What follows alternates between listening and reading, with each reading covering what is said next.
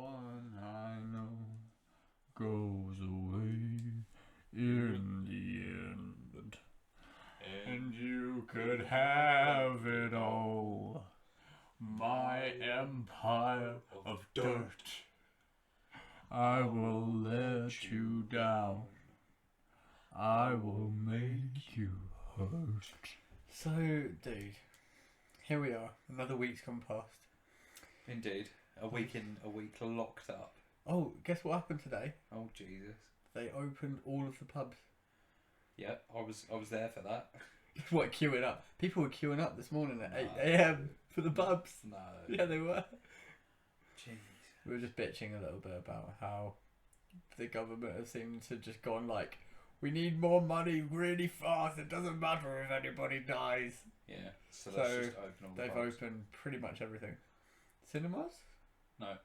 Not quite yet. End of the month now. Oh, It's because all of the release dates have been pushed back. I see. So I think they don't see the point in opening because they haven't got any things to open with. They don't have any films. It's very strange. It's very sad. I don't quite understand. I don't grasp the knowledge of this because I don't quite understand the fact of I know at least 10 movies that are made and done and finished. Yeah, yeah. And I don't quite get why they can't be out now. Do you know why it is? China. No, it's not because it's China. It's because then no one's going to go to the cinema. They're waiting because they know people are still thinking, I'm not going to the cinema. Why should I? But why? The I've cinema. got Disney Plus, etc. I The can cinema just sit is literally inside. the safest place. It's not the safest place because it spreads easier indoors. If you're like a rower, you're in luck. But going to the cinema is not that risk free. I've seen that they're what's the word? Advertising lots of outdoor cinemas and drive-through cinemas and stuff like that. Oh yeah, that's pretty for cool. the rest of the summer.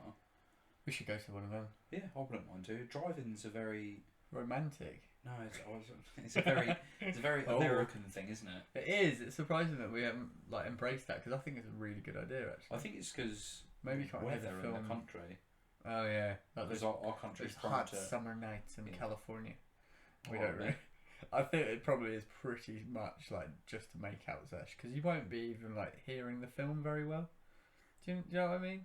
Well, in The Simpsons, they all get portable speaker boxes put onto their car. No way. That can't be. Maybe it is. That's really forward thinking for America. We'll give you the sound. It's like, oh, you guys are geniuses. Well, yeah, so then you can see the picture and the sound at the same time. It's This is- usually how things work. Well, I haven't been to one. I assumed from Greece, they go to a drive-in and they're just watching What, a they put their screen windows down? and their windows are down. Yeah. Let us know if you've been to a drive-in movie, and you know if they give you a speaker or not. Yeah, what's it Because like? we're I want to naive. know. A naive Englishmen, and we just don't know these things. I've just never been. I've just been to a normal cinema. So, other than debating outdoor cinemas, I've been to one of those picnic cinemas. Have you been? what do you mean? Where you just walk in and you kind of watch it in a field. Yeah, That yeah, seems to be the more British way. Do you know what? I had the most British experience with that ever, which was, of course, you think it's going to be a hot summer's night in California. No, It's pissing down. it's London, and it just rains as soon as like we watched La La Land and it got to the first good number in the film, City of Stars. I'm sure you all agree, guys. City of Stars, are you shining just for me? Oh, Ryan Gosling, man. Anyway, that was the moment it decided to just start going for it with the freaking. Brilliant. It's basically like hail after a minute. Everybody was British in their stubbornness. They were like, well, we've got our flasks of tea, we've got our Macintoshes, so they're just going to sit there and it's fine. And then it just got to this level and you just saw everyone go, fuck this, because it was just pelting it down. Like you could feel it hard through your Macintosh.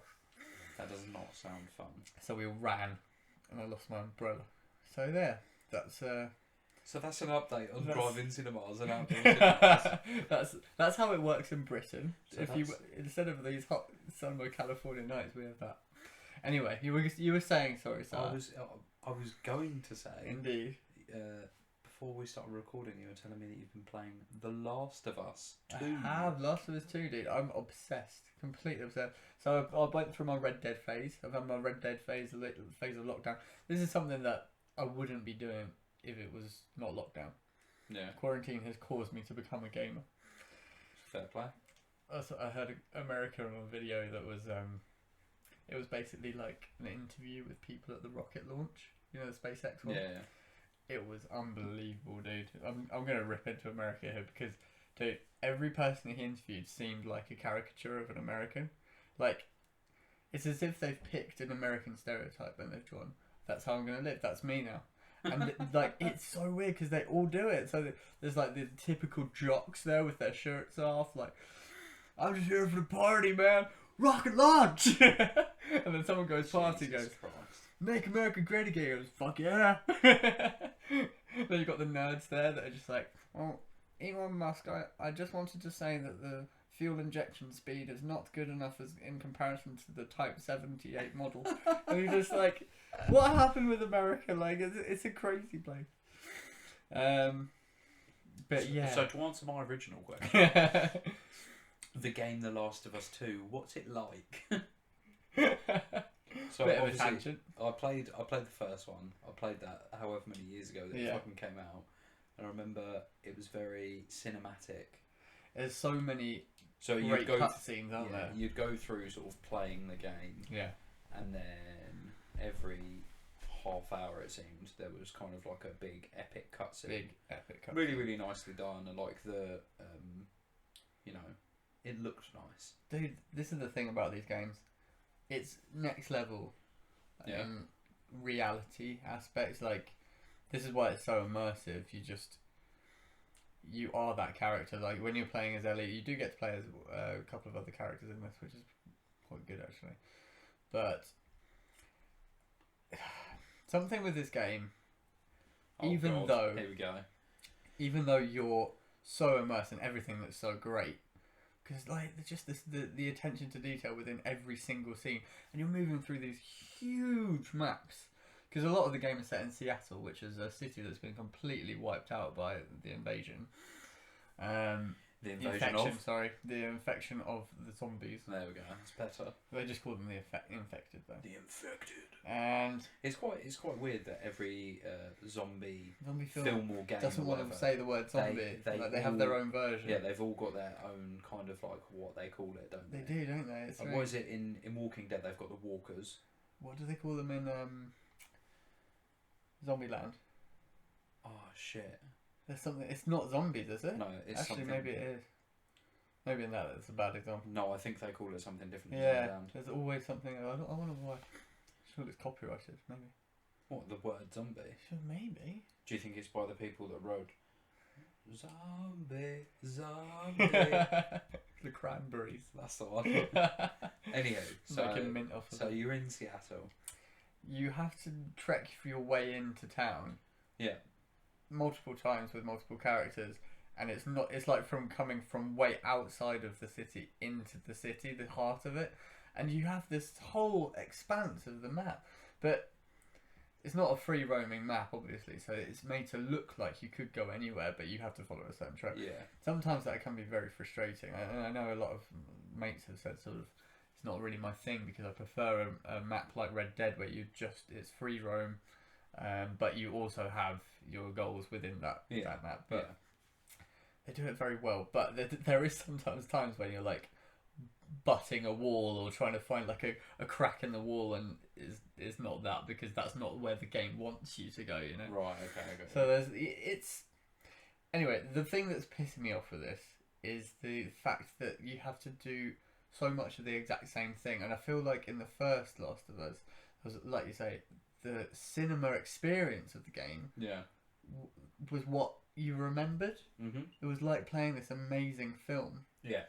That's definitely my takeaway from the first one. And it was just so epic, and there was these moments where they really stop and they make you pay attention to how much they've worked on the scenes. Yeah. In this, there's not that. There's just more of this kind of urgency, and there's a real urgency to just get to wherever you're going. Whoever you go past, you're probably going to kill, but like there's a lot of different cults, I guess you would call them, followings, gathering, and you're kind of killing willy-nilly throughout all of that long journey with multiple characters. Yeah. And afterwards, you're kind of thinking, how many people I must have killed. And the weird thing is, with Last of Us, they make it as real as possible.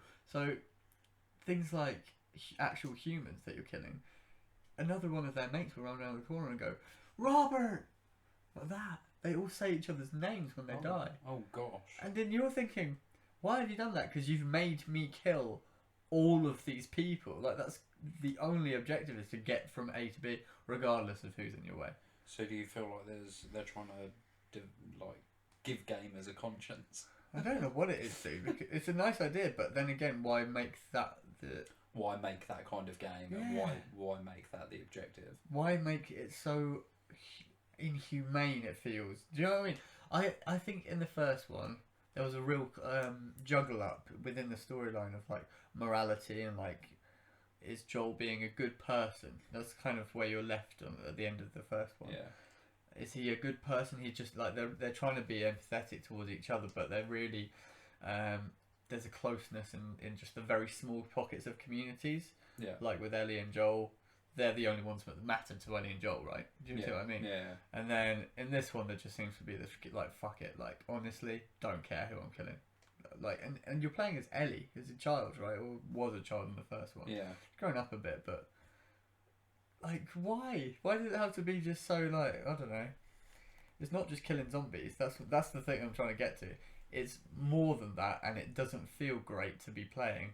I've heard a lot of complaints about it, and What that's have you kind heard? of just pretty much what you've said. Yeah. The kind of repetitiveness of it. So repetitive. They've done things like the upgrades really well though. But then I would collectible. say that the last, I don't know, if I take the last kind of 3 similar games that I played like that. Yeah. So Red Dead 2, God of War, and Spider-Man. Nice. Like all of those are quite repetitive as well. Like I mean, God of War is probably least out of all of them. Yeah. Like Spider-Man, very, very repetitive. Yeah, surely. Like that was just pretty. But much, that is free roam, right? Yeah, it's Right. yeah, that's free roam, and obviously Red Dead's free roam. See, I God think that's the of thing. God of War is similar to what you're talking about with The Last of Us 2, where it is kind of free roam, but you do have to follow the path. Right. Really. And it's the same kind of cinema journey as well. Very Yeah, similar. but God of War really, really good. But like, I think God of War always. I remember playing the first one on, I believe it was PS2, the first one they brought out. Yeah. And their thing was always like, yeah, we're going to have fighting, yeah, we're going to have cool cutscenes, yeah, we're going to have a good story, but also we've got loads of puzzles and shit like that. Yeah. And I think they were always really good with striking the balance of doing all those different things. Whereas something like Spider-Man, like I love that game, and I thought that was the best game of last year or the year before, whenever it came out. It was 2018. 2018, yeah. Yeah, that was the best game of that year, hands down. It was brilliant. Totally. But even that was really repetitive after a while. Like once you've had 5 or 6 fights, Yeah, I thought that. it was all the same. Yeah. And once you've kind of killed a few goobers, Yeah. do you know what I mean? You know how to kill the Surely goobers. Red Dead didn't come in repetitive though. There's so much you can do. Yeah, but that for me, it's got its upsides and its downsides. Like I get too distracted. Yeah. I'm the same with GTA. Like I will follow the story for about 10% of the game, and then I will just get distracted by End up over killing people and at the strip building club. things, and just going to the strip clubs and stuff like that. Or like in Red Dead, I get really distracted just doing bounties. Yeah. Just because I true. think it's fun. Like, It is fun. Or I was saying this to you, the last time I played it, I got distracted for 45 minutes hunting. Yes. I was on a mission, Yeah. and I was riding my horse to do the mission, and then I saw a deer. My natural instinct was, I'm going to get my lasso out and I'm going to get this deer. And then I got end the up deer, on that journey. and then I was like, okay, I'll build a little fire. Yeah. I'll eat some deer. I'll skin the deer. I'll put the deer on the back of the This horse. doesn't sound boring to me. This sounds like that's a whole other game that they've added into there. No, That's really good. I'm not saying it's boring, but Yeah. I'm saying I can't for me, I can't play the stories of those games because I just get distracted. Yeah. I'll do a few bounties and get some money. I'll pay the money into the camp, and then I'll just go hunting. And I literally, maybe I need a hunting game. I think it sounds like it, Nathan. Yeah. Maybe I enjoy killing animals. Jesus. Is that weird?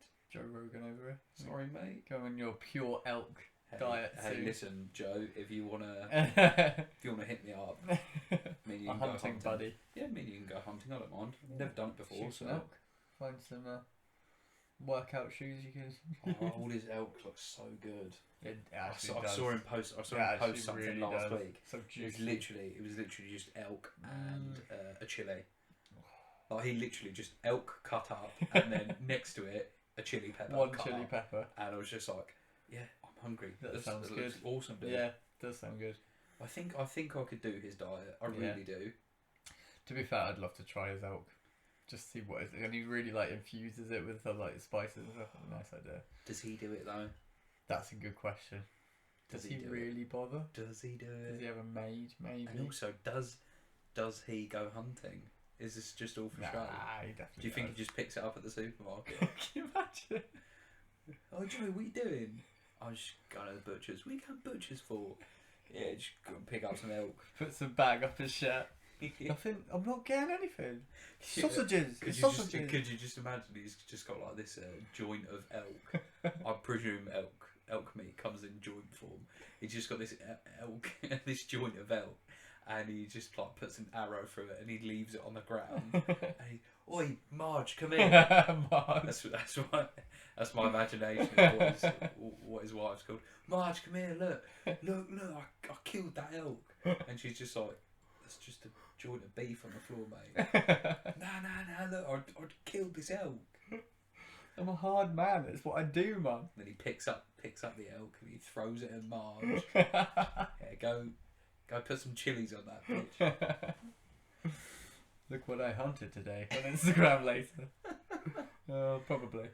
Anyway, so The Last of Us. Last of Us, anyway, dude. Have you finished it or not? Very close to, I believe. It seems that way, anyway. But So you must have killed almost 1,000 people. I'd say plenty more than that. It's Jesus. going up and up, the number, but yeah, I agree with those people that are saying this. It's just a little more monotonous, and it feels like it just could have had its magic, and they could have turned it like into something a little bit more optimistic in some way. Like they are all, like, I remember the first one being very bleak and very gory, and it's the same, but they could have like turned it into something a bit more fun to play, I guess. Like this, it just feels really monotonous. I mean, presumably they're doing a third one, so there'll be some sort of...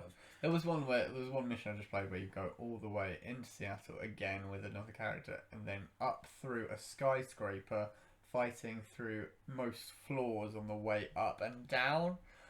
I was like, why? And it's for like a sub-quest kind of thing. You're helping a child to fix her friend's arm. Right. Like you're just doing like, it just and Seems it's a bit pointless. all of this to get down to the basement and then find a drug that she needed to fix her arm.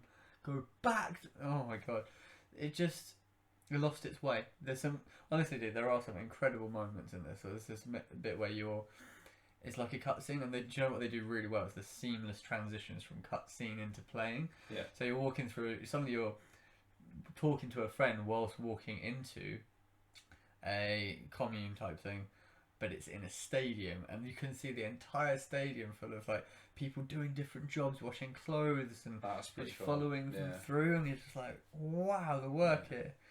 That's Training pretty some cool. dogs in the corner on the court. Oh, it's amazing. But yeah, like they just needed some kind of secondary. So, do you feel that game developers have got a bit of the Hollywood vibe about them? What, they hit a wall? Hitting a wall, they've run out of ideas. Yeah, Because I mean, we said this last year, didn't they we? definitely have. They definitely have. Well, if you look at the games that me personally, I'm excited to play in the next few months. Oh yeah, they've released got a few new trailers. They're doing like a what do they call it? Remaster, regeneration, or whatever. Remaster. Remaster. I think it's remaster. That sounds about right. So they're remastering the Tony Hawk game. Oh yeah, they are. Tony Hawk Pro Skater. Pro Skater 2, Like, yeah. That's fucking immense, mate. Give me that soundtrack as well. Yeah. I swear to God. Imagine if don't- they change it. You'll be pissed. Don't fuck about They the best soundtrack. not. I think it was either the second one or the third one where you could go on a boat. Really? Yeah, that was the better one. Like the level was on the Oh, boat. sweet! Wow. So you just ride around the boat and do tricks on the boat. It was so fucking cool. Do you remember? I always played Underground 2. That was the one I really got into. Need for Speed. Tony Hawk's Underground 2. Tony Hawk's Underground. What the fuck are you on about? No, Alright, well, you're definitely mixing up two games there, mate. Need for Speed was Underground. what am I thinking of then? There's the other Tony Hawk's games. There's two of them. Are you on about the BMX one? Matt Myziga. I'm gonna Google it. Anyway. No, not Matt Myziga. That's a fucking football player. Yeah, what But are you anyway, on about? anyway, my point was is that like They are redoing it because there's also Crash Bandicoot coming out. the games that I'm excited for is you've got Tony Hawk's coming out. Yep. That's a remaster. You've got Crash Bandicoot, which definitely is down to the unbridled success of the whole remastered trilogy. Yeah, definitely. People went mad for that game when it came out. I was right. Underground 2 is a game, and Is it's a very, very good game. 96% likes this video game, Nathan. Oh Jesus!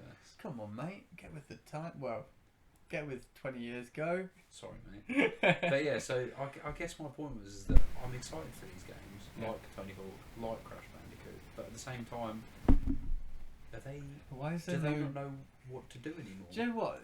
This is a big point. Last of Us, the first one, was really original. Everyone loved it because it's not like another game. Yeah. The second one now has to live up to that. And this is the problem. Everything you mentioned, all of the games we're talking about are sequels. Aren't they? Yeah. God of War, Spider-Man, Red Dead, everything's been done. But why are I we dunno, not mate. getting things like Last of Us? Because when that came out, it was groundbreaking. Because it was like, whoa, this is cool. This is a new concept for a game. You say this, but whenever they bring out a new GTA, people lose their fucking minds. Yeah, they do. Well, it's like Apple or anything like that, isn't it? It's like, oh, what are they going to do next? But actually, to be fair with GTA, there's always a refreshing feeling about those games. Yeah. I think it's because they try and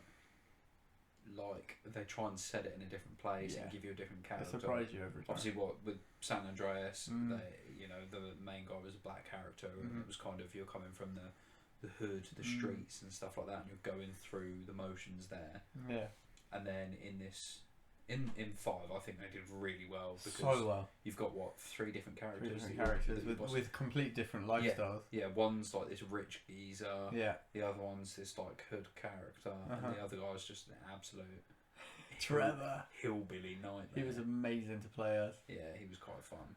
It was the one where he like goes absolutely crazy. Yeah. That was brilliant. But I don't know.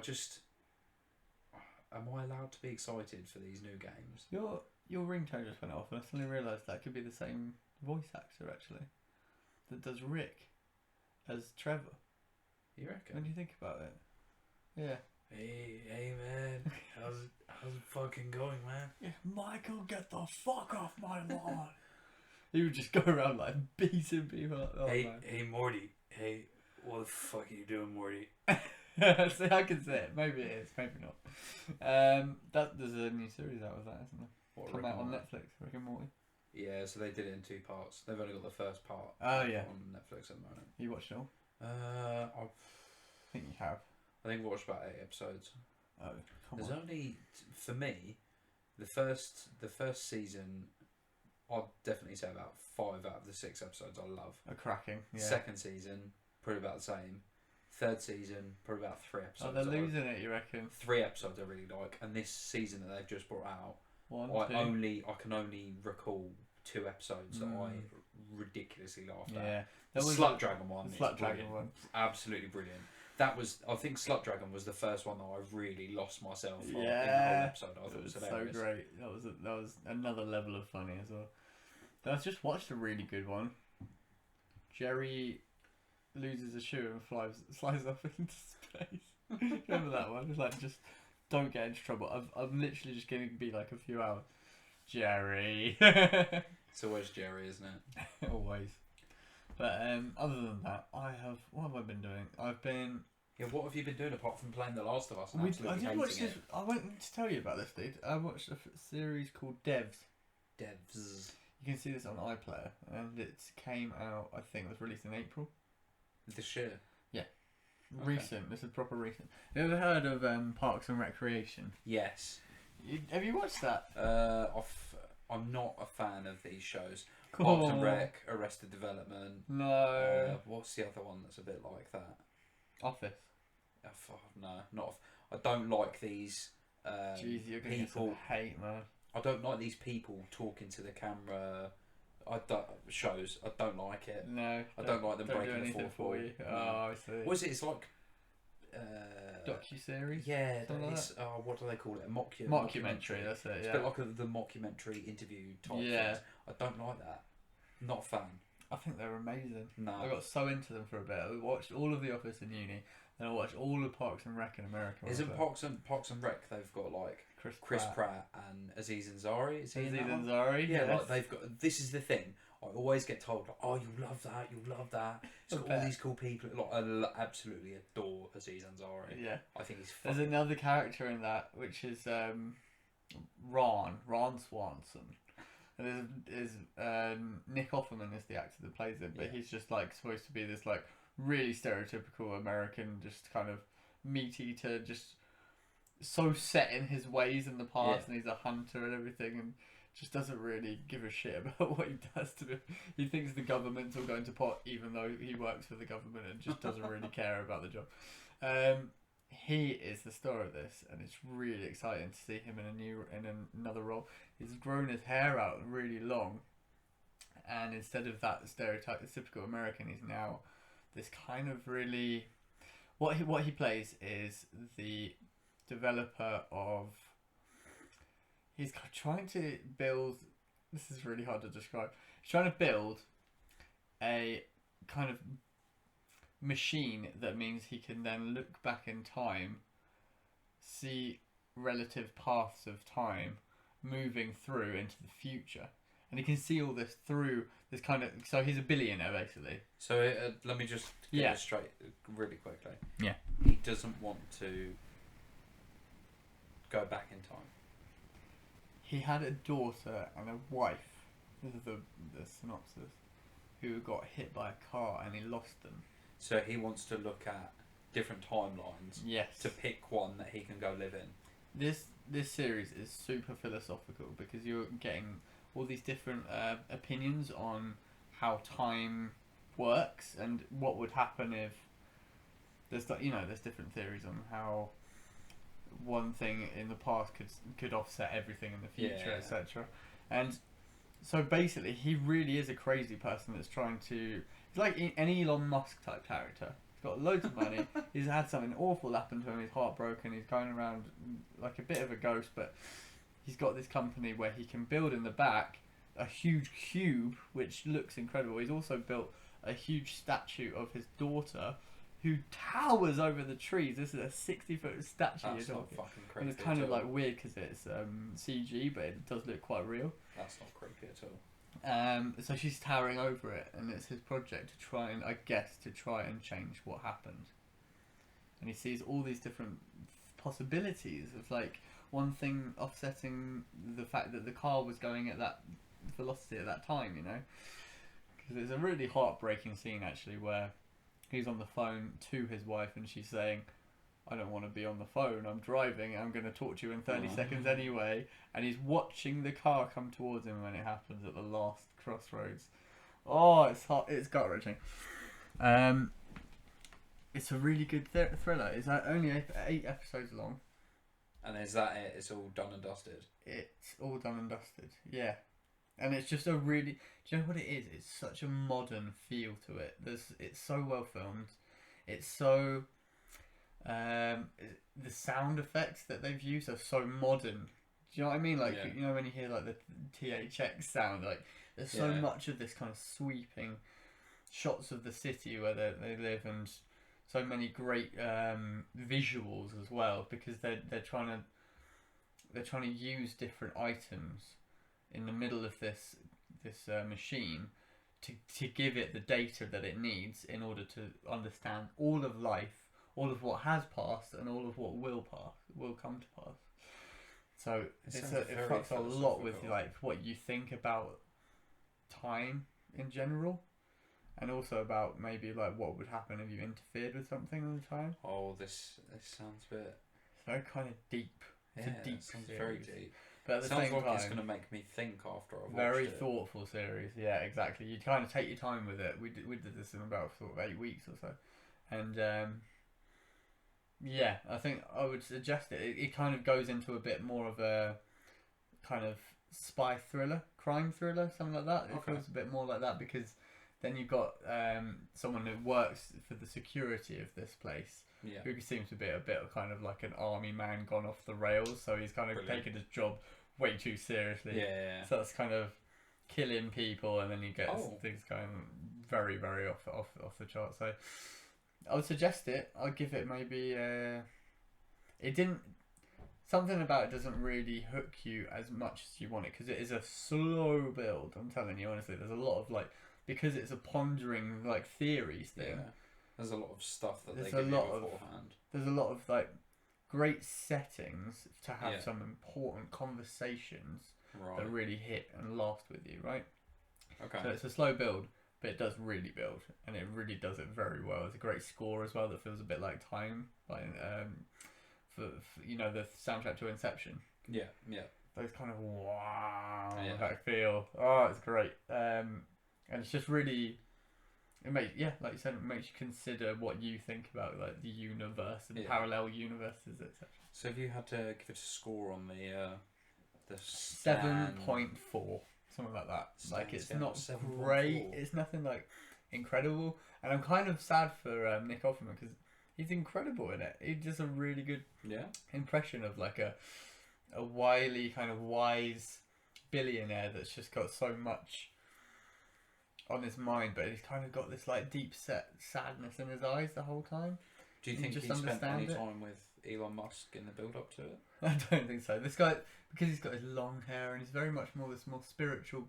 He's come to terms with the fact that he knows, in his opinion, everything's gonna follow a certain set of events.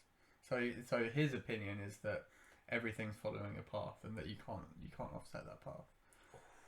So he kind of has this relaxed feel to life. It was just like, I'm going to try and do my bit to change things, but I can't stop anything happening because it's already happened. Jeez. That kind of feeling. That really interesting. Yeah. That sounds pretty mad to I think suggest about. it. I definitely suggest it. Yeah, check it out, Devs. You can see it on iPlayer. Another one I've Devs. seen recently. I watched a really old film with Richard Gere in it called Primal Fear. Primal Fear. Have you ever I was heard of it? I was saying that just reminds me of the band. I'm sure. Oh, yeah, of is it course. Primal Fear. Primal Fear, yeah. Was it not Primal Scream? Primal Scream. Is that what I'm thinking That's the one. of? Yeah, that's the one. Because I was thinking, do you know what's weird about the name Primal Fear? It doesn't really have anything to do with the storyline. Like you can tell that it's like someone thought that'd be a cool name. Put that as it. But it's So like, I've never seen it. So here's what I'm picturing. This is what I'm conjuring up. okay, go on. This is the imagery. Primal Fear. So I'm imagining someone gets lost in the jungle and they're trying to find their way back. And There's a snake on the front cover. yeah, it's Something just like that. some snakes, some Amphibians. some bears. Some bears. Some bears. Well, yeah, bears travel in packs though. Yeah, don't there's they? an army of bears. Some wolves, some tarantulas, just scary stuff. Because Scary things. primal Fear. fear, it's what you're It's- fearful of. Yeah, it's nothing like that. It's not a horror film. It's Richard Gere as a lawyer. I'm scared already. Being all. Do you know the thing about Richard Gere? You know who I'm talking about, Richard Gere? He's the guy in Pretty Woman. Yes, that's the one. Pretty Woman. He does this thing where he's trying walking so down hard the street. to be kind of the handsome guy that kind of has a bit of a cheeky, cute smile. That he does it, and you know he knows he's doing it. He does that in It's does that in awful. Pretty Woman as well. He mate. does it a lot. There's this bit where he turns around in the door and just gives us like, I'm being so gorgeous, that kind of thing. It's like, Yeah. ugh. But it had such a good cast, this film. Basically, it's the first film I've seen which really gets into that kind of, you know, the whole Catholic Church and the paedophilia Oh accusations. Jesus! This is 89 Okay. and they're already bringing it up. Really? It's like, whoa, you guys must have gotten stick for this. My best, not my best, but the My favourite. how do you address this? Oh without it no! sounding bad? Careful, Nathan. Let me think about my words. My my favourite movie Yeah. based on said subject matter that you just discussed. Still weird, but yeah. Is Spotlight. Have you ever seen Spotlight? No, I haven't seen Mark Spotlight. Ruffalo. Mark Ruffalo. That's on Netflix. I keep meaning to watch. Michael Keaton, I think, is in it as well. Yeah, that's it. That is really, really good, and it's kind of based on a newspaper and how a newspaper handles the situation. Because obviously, when people want to sell a story, Yeah. they'll speak to a newspaper, and it's kind of how this newspaper dealt with finding out these stories and trying to find out more and trying to shine a spotlight, as it were, Right, got on you. this story in their local community of where this was happening. Wow. But yeah, and there are some fucking astonishing and abhorrent facts that they bring you Oh, after no. them. Yeah. It's one of those that Right. they bring you some facts after the movie ends, and you're just absolutely fucking disgusted. God. Um, I'm imagining this sounds like the sort of thing that Mark Ruffalo would go up for because I've heard Mark about the water Ruffalo one. loves it. He loves that. I think, Expose. yeah, That's it. Yeah. I think the first movie I saw him in that was similar to that is Zodiac. Yeah. Yeah. Zodiac. Fuck me, Zodiac That gets was- me every time. I need to rewatch that. Honestly, I Jeez, remember I've- being so amazed at the storyline. It's incredible. It's a really good story, but also it freaks you out a little bit as well. Yeah. There's a couple of scenes where you're like, oh god, it's like watching Silence of the Lambs. Like for me personally, Silence of the Lambs is not a horror film. I'd say it's a thriller. It's more of a And thriller. The only people bang on about Hannibal Lecter and stuff, but he's barely in the movie. Yeah. Like Anthony Hopkins is amazing as Hannibal Lecter, but he only gets about 10-15 He gets minutes. a lot longer in Red Dragon. Yeah, Really he only gets about 10-15 minutes because Silence of the Lambs is about a different serial killer, and just the scenes where what's her name, Clarice, where she's tracking down the killer, and she's figured out who he is, and she goes to the house, and it's just that penny drop of, oh shit, he's the killer. Oh shit, I'm here by myself without any backup. And you get a similar scene in Zodiac as well, where he figures out who the killer is, and he's like, Jake Gyllenhaal, this is. Oh yeah. He's like, let me just get these, and I'll go then. Bye. Because he's realised. Because he's realised who the killer is. Oh no. Like, I genuinely, it freaks me out now. Ugh. But anyway, so Good little segue here. Speaking of Silence of the Lambs. Speaking of Red Dragon, actually, because Edward Norton is in Red Dragon, right? yeah, Edward Norton's first ever on-screen performance was this film, Primal Fear, Primal Fear. and he was nominated for an Oscar. Really? Believe Wow. that. In his first movie. Yeah. That's fucking hell. Fair Kind play. of gives you some kind of feeling of how he might earn that Oscar, right? Because he's very young. He's like a 19-year-old kid. He's the accused. He's being accused of murder. Right. Okay. Meanwhile, because he ran from the scene with blood on him. Meanwhile, Richard Gere is flirting with Laura Linney of Ozark. Is she the She's mum? the mum, yep. Oh, she's a dick. And do you know what? She looks exactly the same, even though it's 30 years ago. Is she as much of a dickhead in this as she is in Ozark? She's kind of a dick, but she's more just the love interest in this. But do you know what's good actually? For a white woman casting in America at that point, she really comes across as being having some substance and some actual content to what she says, and she's not just someone that's just there for sex, etc. Like we were talking about with the old Marilyn Monroe ones. But just quick while we're on the subject of Ozark. Yeah. Did you hear that they're doing a fourth and final fourth season? and final, which I think is a really good idea. And apparently But they're doing it in two separate parts. Yeah. Very similar to Breaking Bad. Breaking Bad. And Better Call Saul. I still haven't finished season 2, by the way. You I'm on the need last to. episode. I'm on the last episode of season 2. Cool. I can't wait to review that. She just killed her husband. Oh God, What's yes. her name? Darlene. I forgot what's her name. Darlene, yeah. Oh, you Schnell. mean the farmer woman, yeah. Snell, Mrs. Snell, Yeah. has just killed Mr. Snell. Yeah. Darlene's She- terrifying. She Darlene's killed, off the hook. she killed Mr. Snell. Yeah, she just does not care. And she literally just said, "Yeah, crushed up some cherry pips, cyanide in it." Is that true? That you can do that, I It's guess like so. it's like when I had that revelation about the poppy seeds. And they Yeah. crush them up and that's how they make That's heroin. heroin. I didn't know that. There must be a bunch of other things. Is But this a thing as well? Cherry seeds. Like I'm if you guessing grind so. them up, you can I make think cyanide. there's so much you That's can. dangerous. There's so much you can learn from Ozark, right? The whole laundering thing. The way he takes you through it in the first episode. Clever. I really want to. I always try and pay attention, but the episodes are too long for me to remember. You know when they do the O at the start, Uh-huh. and there's always a cross in There's the middle a- of the yeah, O, yeah. and then there's some pictures. Yeah. And I know in my mind the pictures must relate to what happens. What you're seeing. But then I completely forget about that I about always 20 do. minutes in. You're right. That's so true. I always go, what are those? And then I'm like, oh, I can't tell anyway. But yeah, I always forget. We'll review Ozark anyway at some point. We definitely should do. Anyway, so So Edward Norton. Edward Norton, Laura Linney, Richard Gere, and the woman from Fargo, the film, Frances McDormand. I think that's her name. Frances. Just double check. Jesus. Hey, hey, Luke. Is that what he calls him? No, Jamie. Hey, Jamie, check this out for me. McDormand. That's it. Jamie, check this out. Pull for that me. up. Pull that up. Pull that up. Let's pull it up. Let's have a look. One day when we get money, we're gonna have our own Jamie. That's the plan.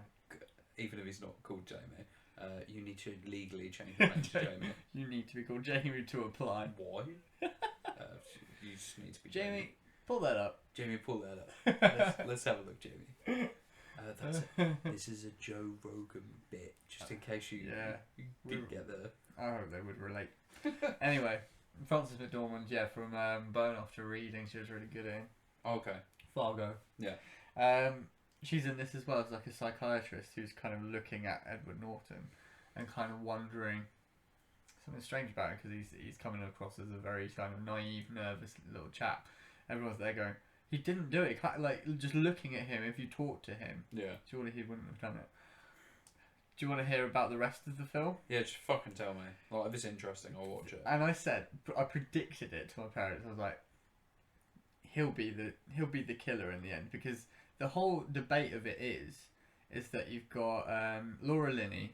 She's taken the case on the other side, so she's trying to get him sent down. And the weird thing is, she's like ruthless, and you wonder how many lawyers are like that over there, where it's like, I'm trying to get the maximum sentence for my client. Yeah.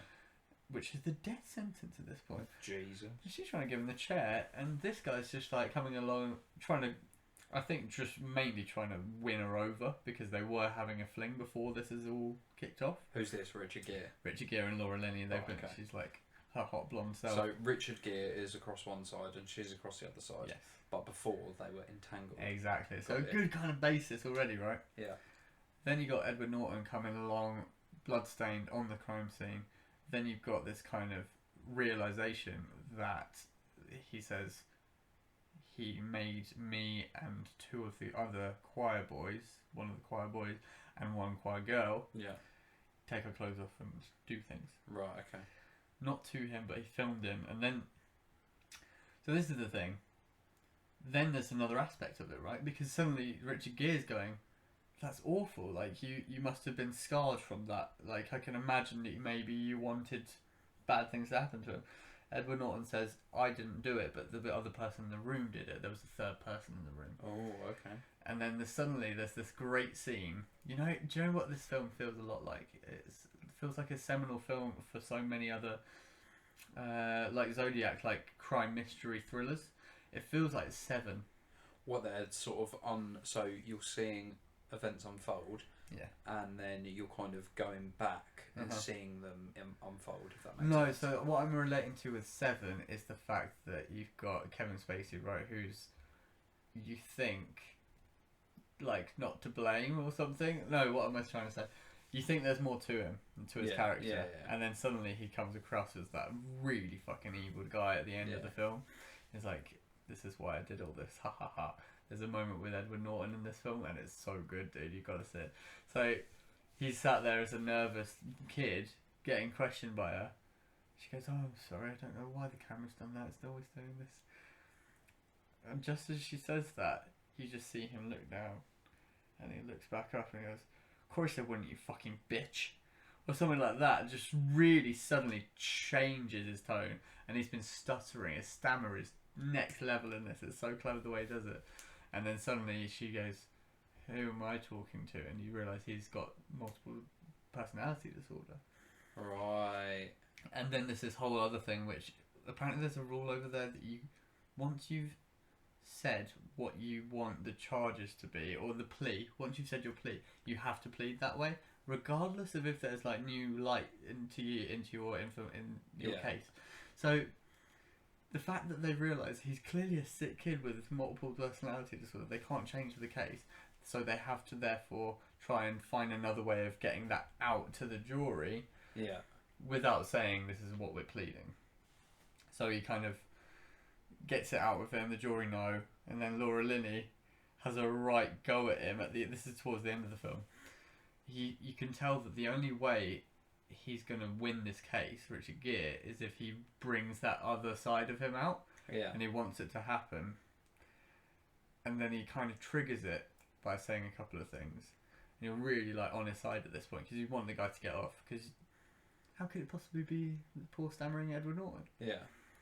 And then Laura Linney comes in, all guns are blazing, and just starts going, "You were scared, you've been touched, you've been like just bringing it up so hard what had happened to him. You wanted him dead. I would have wanted him dead. You really wanted to see his blood." And he stabbed him 84 times or something mad. Jesus. And then you see him come out and he just goes, "I'm going to wring your neck, you bitch," and just charges out of the stand and tries to strangle her. And at this point you're like, oh, that's a sick kid. So he gets off and gets to plead insanity and go to a hospital. And that's when there's this great last scene where Edward Norton has this last little change. He's there going, "Thank you so much for what you've done for me." And then just as Richard Gere leaves the cell, he realises the last thing he said was something like, it was some information that he hadn't revealed, basically. Yeah. And he goes, "Wait a second, I didn't tell him that." And he kind of turns around and goes, "I didn't tell you her name," or whatever it was. And he just goes, "All right, you got me." Something like that. And suddenly you realise there was no stammering Edward Norton's character. It was all Roy, this serial killer sociopath that had actually wanted everybody in that room to die and hated them all. And he suddenly realised, oh shit, I should have listened to everybody that was telling me not to let him off. You've really just intrigued me. I want to watch this now. It's a good concept for a film. Was it honestly. 1989? 89. I'm back 30 years. I'll tell you what, mate, like the 80s did really have some good films. Well, that's the thing, because you were then getting into that golden period, kind of like late... But actually, late most 80s, of it, late 80s, early 90s. Early 90s, I was going to say. But actually, I was thinking that late 90s were also incredible for film. Yeah, because I mean, in the 90s, you have like... I'm pretty sure Con Air was early 90s, wasn't it? Is that the one you want to go with? You want to start with Con Air? Brilliant. I will not have a bad So that's one of your faves, isn't it? Con Air is fucking spectacular. But no, you got like Con Air. Fight Club was late 90s. Yeah, 97. What else? You had Forrest Gump, Pulp Fiction. Yeah. Titanic. Reservoir Dogs. Yeah. But what you've just made me think of though, instantly, when you were telling me about Eddie Norton's character, was Kevin Spacey in The Usual Suspects. That's kind of... Sorry, this is what I'm getting confused with. Who's the bad guy? Seven then? Seven's Kevin Spacey as well. Oh, mate. Yeah, Kevin Spacey is in Seven as well. So he does the same kind of thing in both roles, where he has that moment of being. And like, also in, isn't he the bad guy in? Oh no, that's Steve Buscemi. Steve Buscemi. Yeah. I'll tell you what, he's gonna be weird in his latter days. Him, Steve. Yeah, he's doing really weird roles. But no, I just the early 90s, like I want to stick with Con Air. When you go from Con Air and you've got like Con Air, Die Hard, Under Siege, like those kind of like Fairly good film. I remember being shown them when I Die was a Hard kid. was all 90s, surely. No, that was 89, late 80s. maybe similar time actually. Yeah, I think that was like 88, maybe 89. But Good I age. I don't know. I love watching back these movies now and seeing the crappy special effects, firstly, Yeah. and also the technology of the time. Yeah, that's Like, true. it's brilliant. When in Die Hard, the first one, when he's got a car phone in the limousine, Yeah. it's like amazing. It's a brilliant film. I remember, yeah. I was watching the other day. I was watching The Fugitive with Harrison Ford. Oh yeah, I've never And seen that. It's just seeing some of the technology in that is just really It weird. makes as you well. laugh, doesn't it? It's so funny. It's just, I don't know why. I'm fascinated by that. I love how small things that we see, we look at as really small now. Yeah. Like, imagine if you went back to like the 80s and you said to someone, right, so you see your car. Right now you're listening to music on the stereo, aren't you, on the radio? Yeah. What if I told you in 20 years' time you could play music on your phone Yeah. and hook that up digitally Yeah. with no wires to your stereo in your car, and you could pick whatever music you wanted to? People would lose their fucking would. brains. I don't believe you.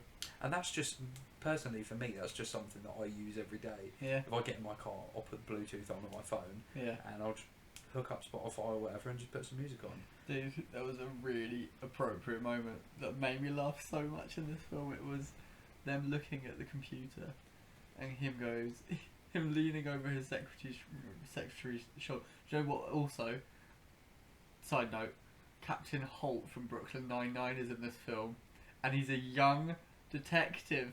It's really weird. And so he's skinny, and he's got these big bulging eyes. He just looks so funny. But it's Captain Holt. Anyway, there's this moment where he leans over his secretary's shoulder and he goes, "Pull that up, Johnny," or whatever her name. And she goes, "All right." Clicks the file, and you just see this like huge graphic saying "loading file" come up for ages. Like, what? And then he finally gets it there. It's that huge pixelated old word type processing. Yeah. Oh man, it made me laugh so much. And that it's the fact that it's shown as being like, look how ahead of the time they are. Oh wow! Look, we've got Windows 88. Exactly. But I think that kind of, I don't know why, but that kind of thing, like, I really enjoy watching it because it just makes me look at things. Yeah, it just makes me look at things in a different light. Yeah, I agree. But yeah, so Primal Fear, I'd give it. I'll tell you what, I'm gonna give that a watch. Please do. You've really sold It's it. on to me. Netflix now, and it just got added. I've never heard of it before now, but Edward Norton, well played, mate. Surprised he didn't win it. And I think that's pretty much what I've got for this week, dude. What would you give it? You never gave it. I never rating. gave it anything. I was trying to run away from the question. Don't do it. You've kind of put your. It's hard because I'm also like thinking what great films I would give like Green Mile. You're gonna give it like an 8.9 or something. Really? You're gonna give that like I'm not a fan. a high 8, and that's a great film. I'm not a fan. You never give like a 9.9 because that's ridiculous. Why is he ignoring me? I'm not a fan of the Green Mile. You're crazy. I'm ignoring you because it's a silly opinion. It's not a silly opinion. How can you not like it? It's too long. So much substance. To be honest, I think last time I did watch it, I was a kid. I was a kid. Oh so- come on, Nathan! Watch it again. I watched it again for lockdown. Nah. Solid film. Just Really solid. Tom Hanks as well. Right. Man gets arrested for something he didn't do. He You gets can't locked just up. breeze through it. He gets like locked this. up with some people. A couple of guys die because Ah, they're bad, no. and then he gets let out. Dude, watch it again. There's a I have whole just- spiritual underlying. I've just summed up for Green Mile for you. Have I not? Thank you, Nathan, for summing it up so perfectly. You didn't miss anything. It's amazing the way you've really remembered that film. This is literally what I remember. I remember there's the this really, I remember the really graphic scene where the Oh. big black guy dies. No, I thought that. It wasn't when that guy dies. It's when. Do you know what it is? There's this whole. Don't bit, they don't wet the rag or something? Don't and it's they? not the black guy. Is It's, it not? It's one that it's the guy with the mouse. Do you remember they find the mouse? There's a whole section of the film which is really captivating. And it's all about a mouse in the prison that this guy really wants to look after, one of the cellmates. And he's kind of got this dying wish to just be with this mouse to look after it as a friend. And you kind of really like this guy, by the way. But there's one evil police officer. Do you remember Always this is. dude? Always is. This is the crux of the film. It's the evil dude. He doesn't wet the sponge. It's his first time on duty doing that job, and he does it on purpose because they killed the mouse, and he tried to capture the mouse, wasn't he? Yeah. And it's so horrible to watch that we had to skip that bit because we all went, remember this? I remember this. Oh my god, please skip because it goes. Do you remember how long it went on for? Yeah, it's a bit of a long scene, isn't it? It's too much. That bit was too much. But actually, the rest of the film is all about how the black guy is kind of like a godlike figure. Do you remember? He can heal things. Yeah, I He remember. heals the mouse with I his think. hands. Okay, so this is the point where I think that the film loses me. Oh, Is that I where it think that's starts? great. Where it's, It's a great idea for a film, dude. I don't know. So moving. Honestly, You don't want him to die. That's it's like Christ come back to earth. I'm putting this out there, and I know that I'd get lambasted for this, You probably will. but Tom Hanks, he's a lovely guy. Oh, He no. really is. You can't say And- anything about Tom No, Hanks. listen.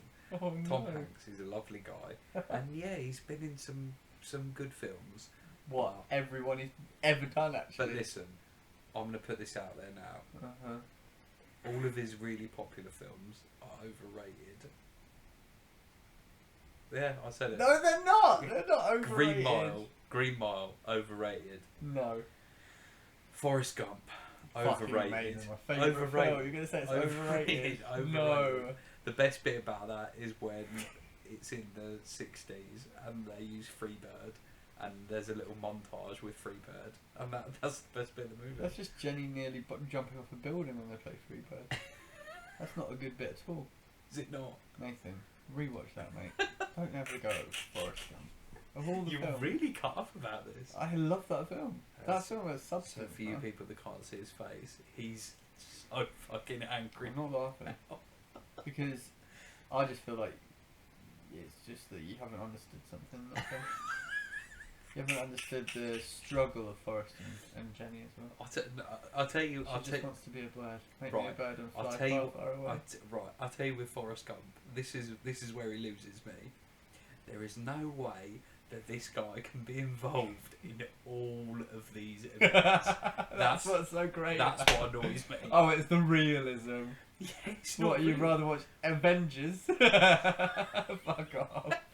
The realism didn't get. It's amazing the way they put him on all those like old it's- footage. Oh, for God's sake, it's so stupid. Oh, you're stupid. Oh yeah, I lived with Elvis, and then I was in the fucking war, and then this happened, and then I was playing ping pong in the Olympics, and then I did this, and then I met the fucking Queen The of Gibraltar. president. Like honestly, it's too many stupid things.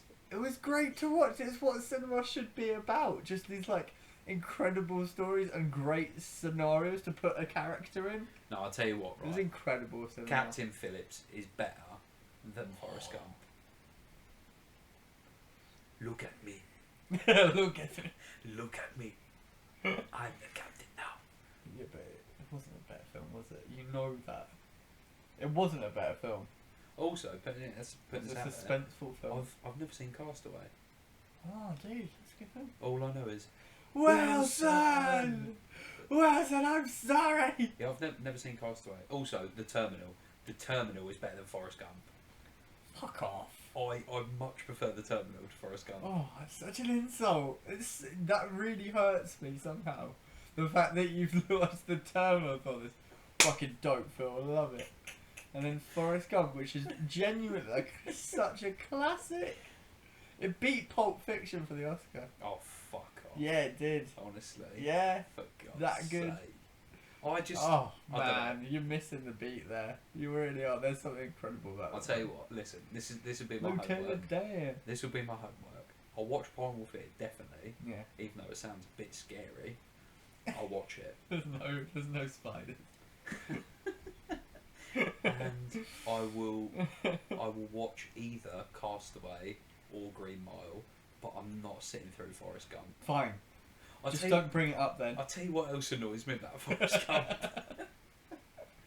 That used to be on TV when I was a kid.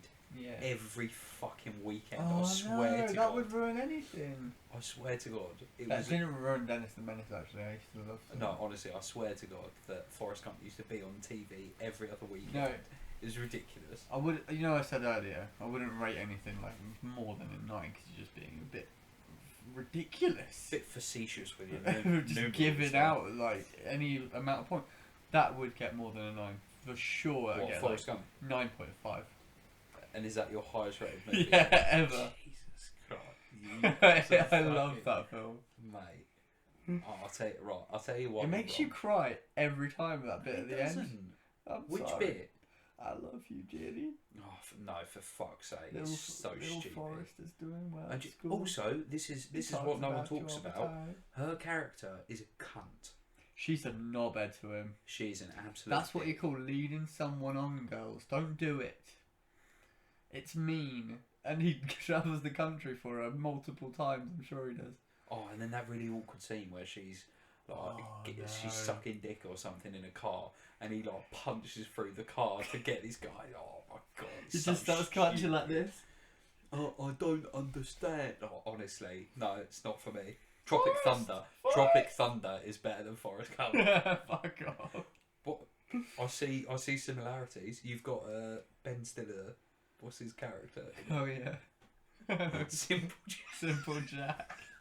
They're taking the piss out of Forrest Gump. Yeah, aren't they? yeah. So you've got Simple Jack, Forrest Gump, same thing. You never go full retard. You went full retard. I heard, I can't remember who it was. I think it might have been Robert Downey Jr.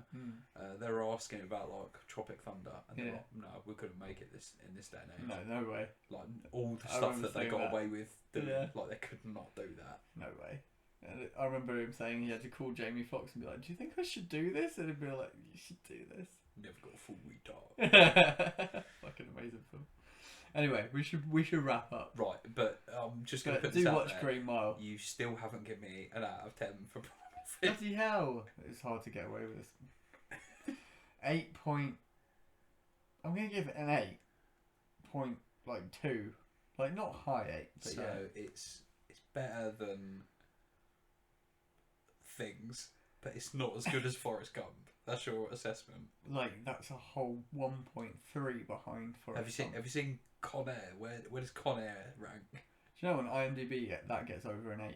Surprisingly. Yeah, Con Air's a brilliant movie. It's not brilliant. Oh, It's for funny. God's It's pretty funny. There's You- Nick Cage to laugh at whenever you're Mate, bored. you're honestly, you're Hilarious. fucking, you're stupid. There is literally every good actor from John Cusack. from before we were born is in that movie. John Cusack's John in it. Malkovich. Yeah, that's who plays the villain. That's it. John he was Malkovich great is in in that actually. Steve Buscemi's in it. Nick Cage is in it. He is. Like, who else do you want? Ben Stiller. Tom Hanks. Why has Tom Hanks got to be in it? Robert Downey Jr. Come on, mate. Why has Get Tom them all in Hanks there. got to be in everything? Because he's the best at it. He's the best at the acting game. Turner and Hooch as well. What's that about? Okay, I've not seen that one. Let's leave that one out. Don't get nasty. Big. Good film. No, it's okay, it's not. not a good film, It's is it? It's not really. It's like this is what the reaction should have been when I called you out on the Forrest Gump comment, but instead you're being belligerent with it. You should have gone, all right, yeah, it's a good film, really. But this, Big, okay, it's not. I'm not a great being. film. I'm not being belligerent. You're with being Forrest. stubborn as fuck. I'm not. Okay. Saving Private Ryan. Great film. Oh, for God's Are you kidding me? How are you not getting that? sake. That gets over a 9, I reckon. That's a 9er. A What- 9er. What is the top? 9.5 for Forrest Gump. We've been through that. What for you?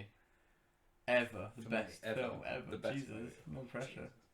I kind of feel bad for the listeners that stopped The listening cabinet. earlier. The cabinet of Dr. Caligari. I think that's what it's Fucking called. hell, what is this? I've never heard of this. It's like a 1920s movie. Oh no. It's about vampires. It's like one of the first horror movies ever made. Do they actually call them vampires? I think so. Anyway, I'll probably say Shining. For me, I'd say Shining gets 9.6. 9.6, just to be a little bit better than One- Forrest one- Gump. And that's just your opinion compared to mine. Oh, Nathan. But anyway, yeah, I'd say The Shining. I wouldn't give that 9.6. Have you watched it though? Yeah. How Who many hasn't seen The times? How many Shining? times? Yeah, there's a bit where he goes, "Here's Johnny," For God's sake. and there's the bit where she's crying and he goes, There's so much "Jack more. is a very dull boy without fun." You've literally just named pretty much the same scene. Yeah. That's the beginning of the chase, isn't Oh, fucking no. Right, for God's sake. Right, here's your homework. You need to rewatch The Shining. There's Alright. symbolism and there's religion in it. and I'm just throwing some stuff out there like you did with the Green Mile. Red Rum. Oh, don't. You give me the heebie-jeebies before bed. So I definitely wouldn't watch it right now. But yes, I will. Okay. Nathan's gonna watch. Primal Fear. I'm gonna watch. And either Castaway or the Green Mile, but probably Castaway. Yeah, do watch Castaway. It's They're doing a phenomenal. Tom Hanks thing on Sky Cinema at the moment. Dude, you got everything. That's like the best thing that could possibly happen ever. Alright, bit OTT. I mean, Also, Toy Story. try and educate yourself. Toy Story is the best movie he's ever done. I hate that you said that. It's so mean because it's just voice acting. And yeah, he does a bit of a good Woody, but think about everything else that he's done. Oh yeah, Toy Story is the best thing he's done. Are you telling me when you were a kid, Yeah. Toy Story was not your favourite movie? If so, you're a fucking liar. Lion King though. Told you about Lion King. Jesus Christ. Anyway, guys, it's been lovely. We're going to call it here. Let us know what your homework is. Is that a thing? I don't think people say that. That's really creepy, actually. Sorry, scratch that last. Anyway, Let us know what your 9.5s are. we made it to 11 o'clock. Good night, and God bless. God bless. See you in the new year.